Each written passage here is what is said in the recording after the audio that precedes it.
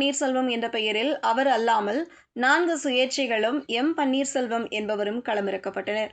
அதாவது ஓட்டக்கார தேவர் பன்னீர்செல்வம், ஒய்யாரம் பன்னீர்செல்வம், ஒச்சப்பன் பன்னீர்செல்வம், ஒச்சாதேவர் பன்னீர்செல்வம், ஒய்யாதேவர் பன்னீர்செல்வம் ஆகிய 5 பேரும் ஒரு பன்னீர்செல்வமும் என 6 பேர் போட்டியிட்டனர்.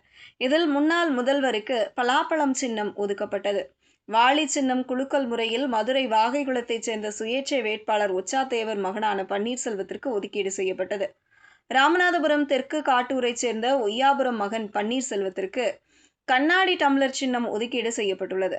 ராமநாதபுரம் கங்கைகொண்டானைச் சேர்ந்த மலையாண்டி மகன் பன்னீர்செல்வத்திற்கு பட்டாணி சின்னம் ஒதுக்கீடு செய்யப்பட்டது. ஆனால் இந்த தேர்தலில் ஓபிஎஸ் தோல்வியடைந்தாலும் 2 லட்சத்திற்கும் மேற்பட்ட வாக்குகளை பெற்று டெபாசிட் பெற்றார். ஆனால் மற்ற 5 பன்னீர்செல்வங்களுக்கும் டெபாசிட் தொகை காலி. மதுரை சோலை அழகுபுரத்தைச் சேர்ந்த ஒய்யாதேவர் மகன் பன்னீர்செல்வத்திற்கு திராட்சை சின்னம் ஒதுக்கீடு செய்யப்பட்டது. உசிலம்பட்டியைச் சேர்ந்த ஒச்சப்பன் மகன் பன்னீர்செல்வத்திற்கு கரும்பு விவசாயி சின்னம் ஒதுக்கப்பட்டது குறிப்பிடத்தக்கது.